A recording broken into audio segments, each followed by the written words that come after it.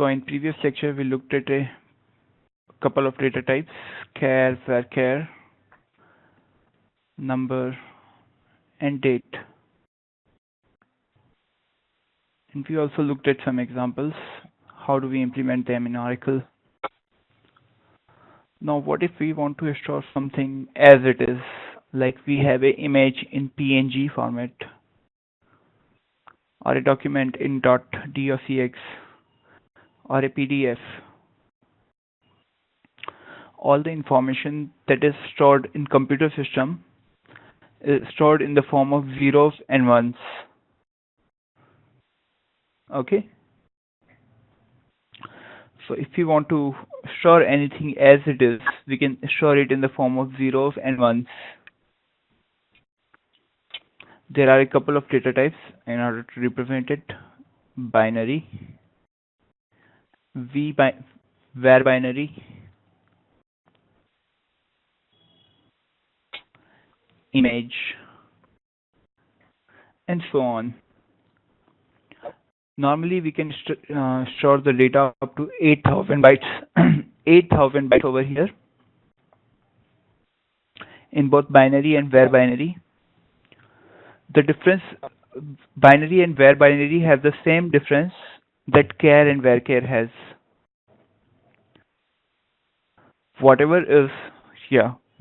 is not populated in var binary will be truncated up to its original length, but in case of binary, it will be padded with additional zeros in the end. And negate, the operators which are used to negate the conditions. Okay? Okay. For example, there is a variable called a which holds a value 10. There is a variable b which holds a value 20. And there is a variable c which holds the sum of a and b. Okay? So I can write c like this.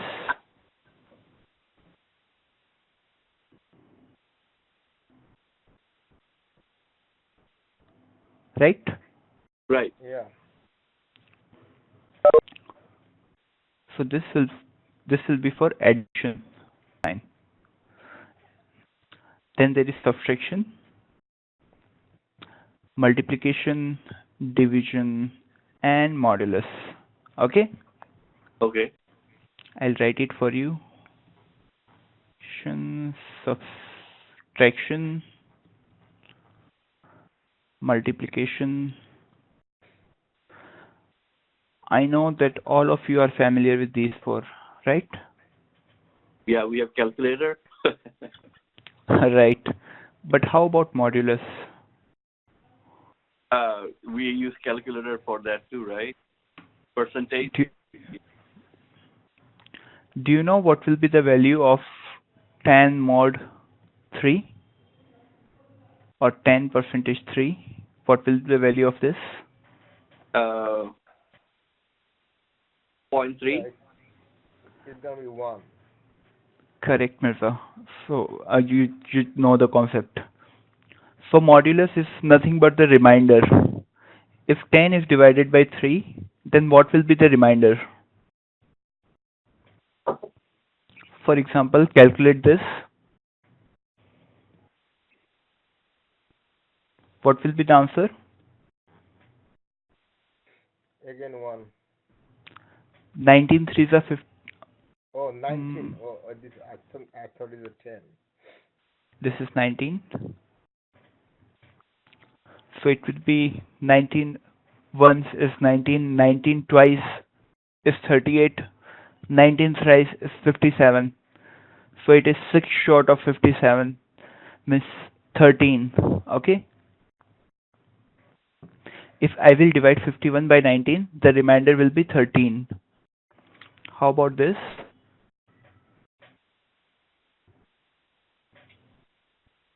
One? Because when we will divide 11 by 2, it will be divided exactly 5 times with the remainder 1. Now comparison.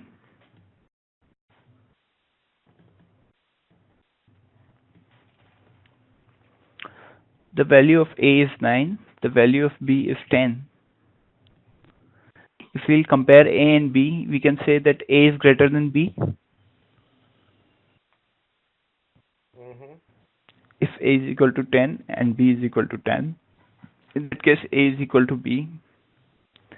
If A is equal to 5 and B is equal to 4, again A is greater than B.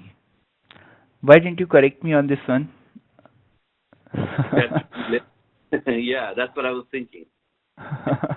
Okay.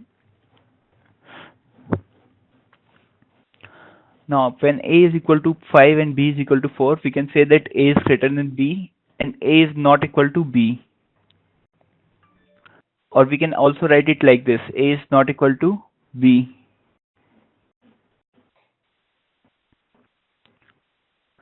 How about if you want to check whether a given number is greater than or equal to some other variable? X is greater than or equal to 5.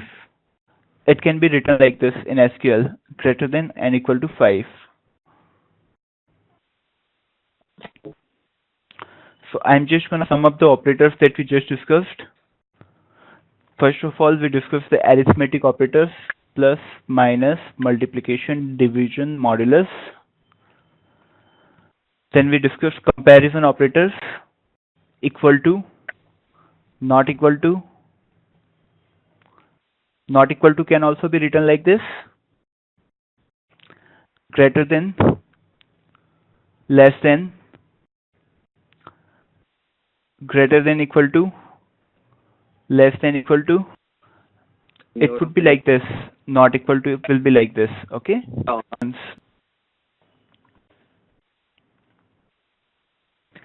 We all have studied a Venn diagram when we were in our primaries. Venn diagram looks like this. For example, this is set A and this is set B. Okay. If I want to see the area which is covered by set A and set B both,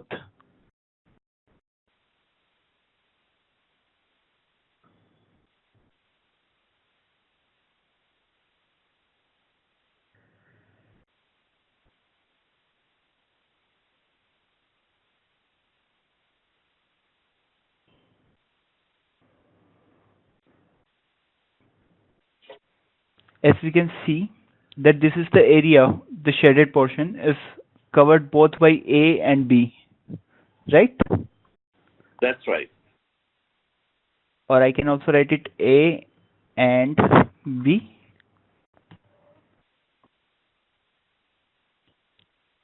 Okay. Correct? Correct. These are two sets A and next set is B. I want to see the area which is covered by either A or covered by B. So that will be the complete shaded area, this one as well as this one, right? Right. It's or, yeah, that means they're not together, right? How about in this case? This is set A and this is set B. So A or B will represent the complete portion covered by set A as well as set B. Okay? Okay. Huh?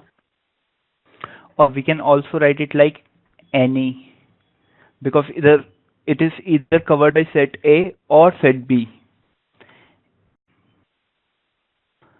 So let's say in a set there are 5 numbers: 1, 2, 3, 4, and 5. And there is another set called 3, 4, 5. So answer my questions. What would be A and B? A and B will be 3, 4, 5. the common numbers in between both of them. So 3, 4, 4, and 5. 5. Right. How about A or B? Or B will be 1, 2, 3, 4, 5, and then is it 6? Correct. Oh. So it will contain a 6 as well. The complete area covered by Oh, It is the complete area covered by A and B as well. okay. How about if you want to check if any number belongs in this particular set? It should belong to the set A or B, right? So any operator is used to compare a value to any applicable value in the list as per the condition. Next up, that we already used is between. The value of A is 5 and there is a set called capital A having 1, 2, 3 and 4. So does A lie between capital A? This small set is having just 5. No. Does small a lie in between A? Now I'm drawing another set. 1, 2, 3, 4, 5. This is set B. So A belongs to B, right? That is right. So set A lies in between set B. What is the lowest bound value of B? 1. Highest is 5. That is correct. So between operator is used to search for values which are within a set of values, given the minimum value and a maximum value. Like we have a date called 15 August 1999. We want to check whether it lies between January 2000 and January 1999. So how will we do that? Where let's suppose this is a variable called start date. Pardon my handwriting. This is a variable called start date. So how will we write this condition? Where start date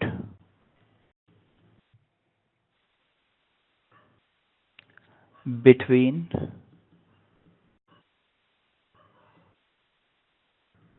Jan 1999 and Jan 2000.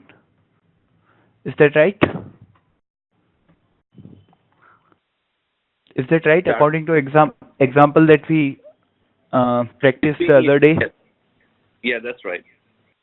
Yep. What do you need to take care in this case? This will always be the lower in bound, and this is always the higher bound. Okay? Just take care of this. Now there are other operators like exists, which will serve the same purpose as in.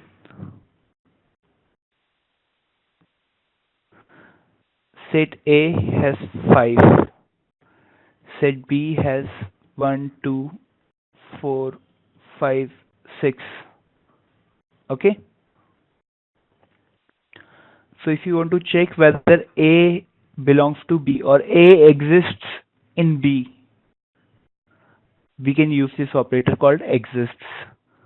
Also, if you want to check that if there are multiple values in A called 4, 5, if you want to check if A belongs to B or not, if A is in B,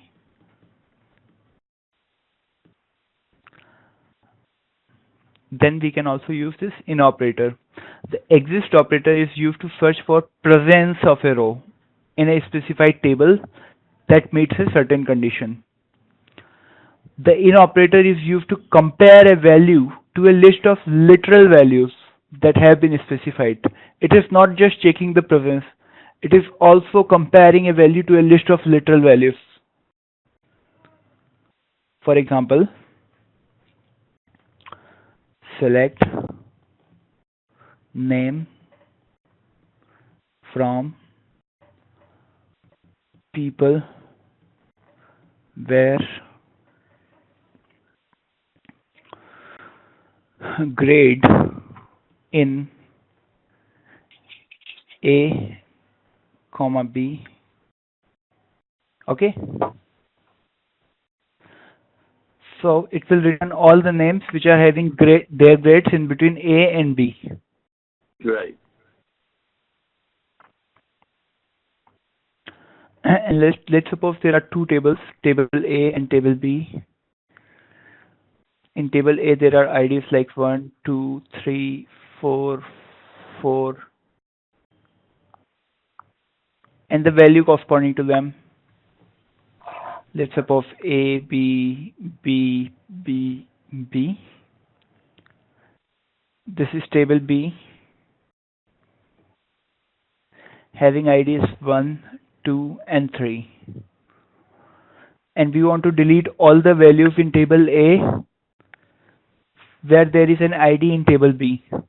So how do we write a SQL statement for that? Delete from A where a.id in select the column. The name of this column is also ID. Select ID from B. Okay. Okay. Now there's one more way of doing it. We can also write a statement like this: delete from A where exists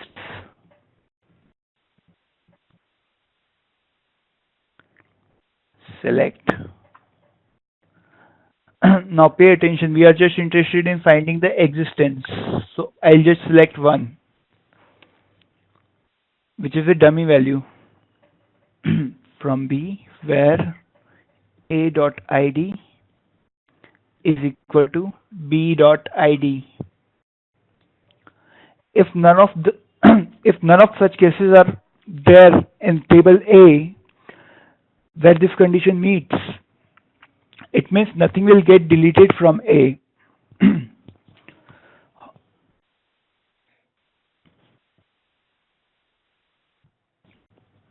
What was the one again you said? It's just interview?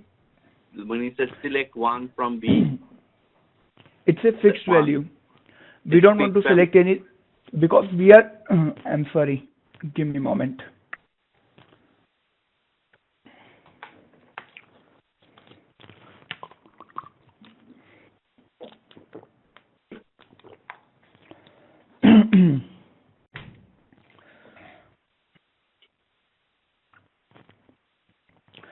So this 1 over here is a fixed value. We are just checking for the presence of record in table B. If any such record is present in table B where a.id is gonna be equal to b.id, return the fixed value 1, and then we are using the exist condition. Okay. Whenever there are any returning rows over here, returning rows will be in these cases 1, 2, and 3. Oh, okay. So these 3 will get deleted, and then we will have only this content in table A corresponding to ID and value.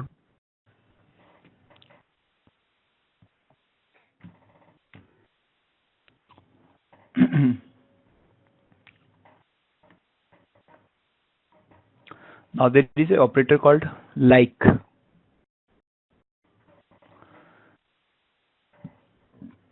This is a table called EMP.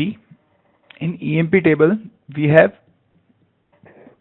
EIDs and ENAMEs.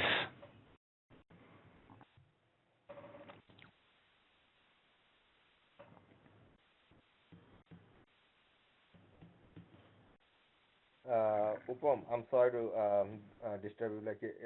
Before you jump into the live, you are saying the in operator, but there is a not in also, right? So it is combination of not and in. We have already discussed the not operator. So there is a not exist as well. Not in and not exists. Oh, okay. If instead of writing exist, if you write not exists, then it will delete these 2 records. 4, 5, yeah. Okay. And it will retain all these 3 records. Yeah, okay. A like operator is used to compare a value to a similar value using wildcard operations. So if you want to find the names which are starting with R, so our like statement will become like this: R and then percentage sign. It means R followed by some more values. Like is a operator which is used in case of strings, in case of char and varchar. If you want to find the list of EMP names where name starts with R, it would be select ename from EMP where ename like R and then percentage. Do we have to put this the colon? I mean that thing. We need to put it inside single quotes. Okay. I want to find the names which starts with RA and end with H. So I will write this expression like this: starts with RA and then there can be some characters and they end with H. Question was like, the percentage signs, if you put in the left side of the R, then what will happen? It will represent 0 or more characters.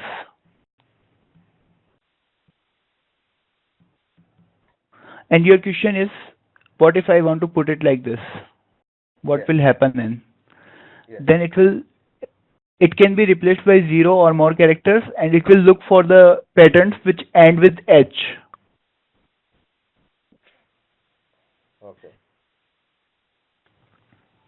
And I've already given you an example. What if it is in between? Yeah, it will be percentage H and then percentage, right? Correct. We just want to check if there is a H inside a name. Like there is another name called Shamim, and we are just interested in checking where there is a H in the name. So we can use this expression. There is another condition called is null, which will check whether a value is empty. For example, Shamim, I showed you EMP table in which there were commissions corresponding to employees. And we want to check for all the employees where commission is null. So how will we write a condition for that? There is an EMP table in which we have employee ID, employee name, and commission. We want to check for the values where the value for commission is empty. Right. How will we write the SQL statement? Select all from EMP where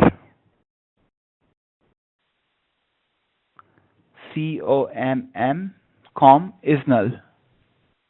But we say null. I was thinking like equal. There's no equal. Okay, is null. Okay. Yep. Okay. So it is used for checking the null values. Null values. Okay. All right. So next we will discuss about expressions. An expression in SQL is combination of one or more values. Operators and SQL functions that evaluate to a value are called SQL expression. For example, we have discussed about syntaxes, right? Syntax goes like this: select, call one, call two, and so on from table name. Again, when I'm putting these brackets, these are placeholders where and then here our conditions will come, right? Or we can put our conditions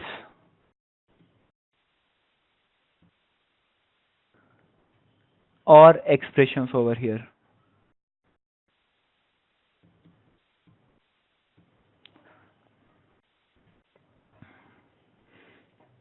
There are different type of expressions. Most of them are either Boolean, numeric, or date. A Boolean expression fetches the data based on matching a single value. For example, there is a table called customer. We have ID, we have name, and then we have zip code.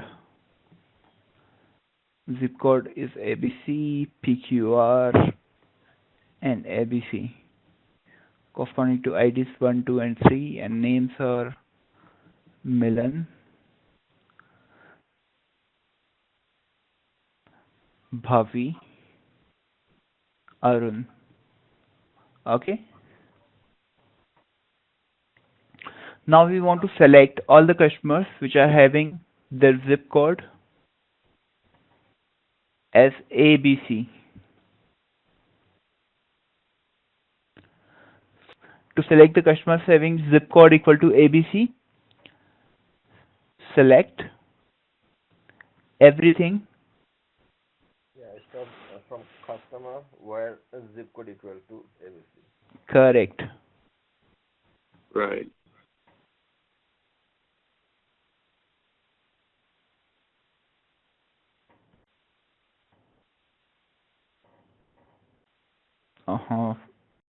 Zip code equals.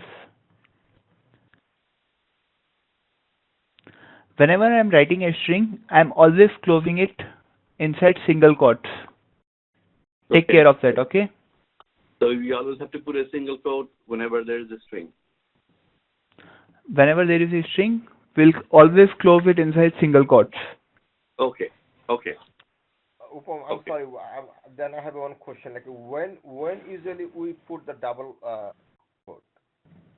When we want to specify name of a variable which is to be case sensitive, which is to be read as case sensitive by SQL. So if I want to read it as capital C, small u, S, T, then we use double quotes. So it will specifically look for the capital C and then the letter, everything small letter. Yeah, if Right. you want to explicitly specify something as case sensitive, then we use these double quotes. Otherwise, what happens in Oracle is it converts everything to uppercase. Everything into uppercase. Okay. Okay.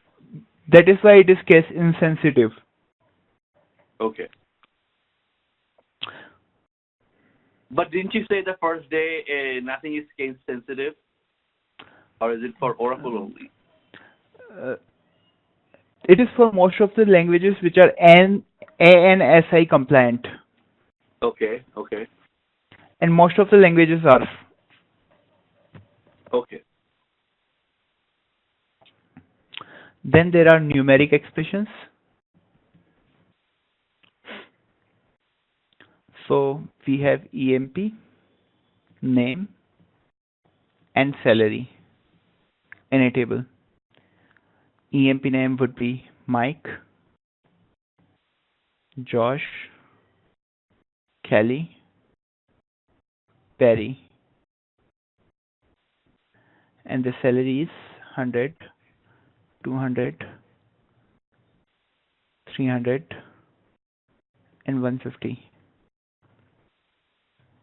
Okay. Now, if I want to select all, the name of this table will be EMP again. We want to select all the EMP names where salary is greater than or equal to 200. So it would be select EMP name from EMP where salary is greater than or equal to 200. how much? Oh, you said 200. 200. Yes, I said 200 and I forgot. Okay. So, what are the results that it will be selecting?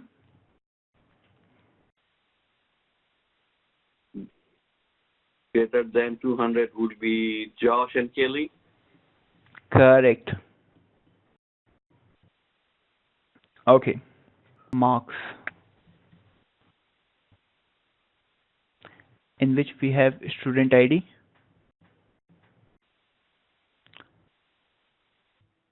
subject 1, subject 2, subject 3. What if we want to calculate the total marks achieved by every student? We have to use the addition plus sign. Okay? Okay. So that would be select student ID, Student ID. and then there would be subject 1 plus subject 2 plus subject 3 from marks, Marks. Yes. and that will give us the summation of. We are interested in calculating the average of marks corresponding to each student. So how will we do that? Subject 1 plus subject 2 plus subject 3 divided by 3. Okay. That would be the average, right? Correct. Now what if I want to calculate the percentage of a particular student? Percentage of a particular student would be the total number of marks, means 100 multiplied by 3, and the marks that he secured, means subject 1 plus subject 2 plus subject 3, Right. multiplied by 100. Right. That would be the percentage of that particular student. How will we write it in SQL?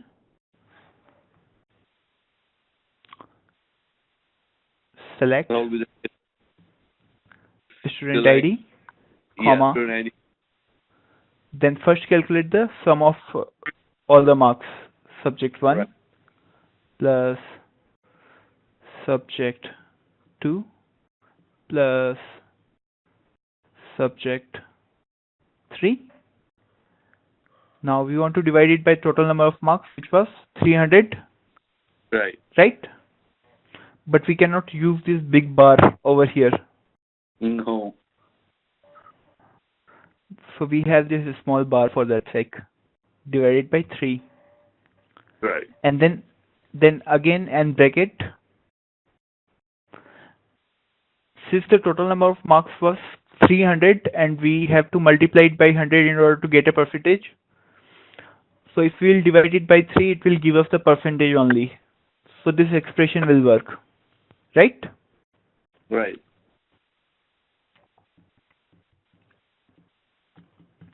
There you go. Now there is a function in Oracle called underscore date, which is used to convert a particular set of string into a date format. Suppose our string looks like this: 20170103, 20170205. Now we are totally confused whether this is a month or a day, right? That is correct. Now we talk to our business and we got to know that these 2 digits represent a month. And in the target, we need to populate it into a varchar field. And in target, we should be following this format: MONDDYYYY. Okay? Okay.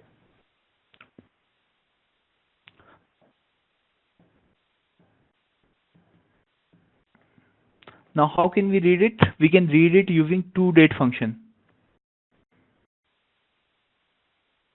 Inside toDate function, we'll specify this date or the variable in which it is stored.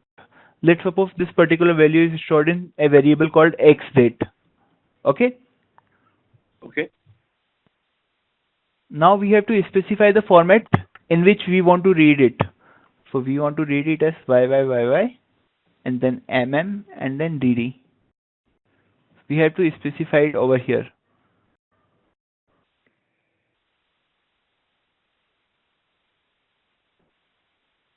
Are we done? Yes, now we have read this particular value as a date.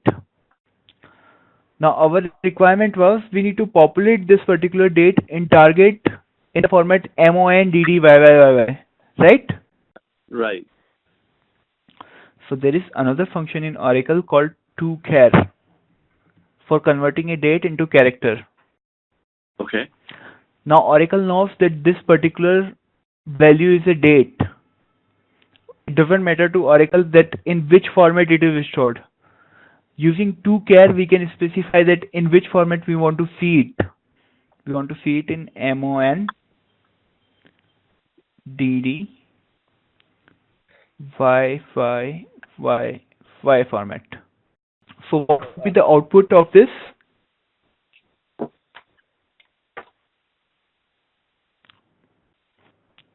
It would be Jan and then the day 03 and then the year 2017. That would be the output by passing this particular value in this function. Okay? Okay.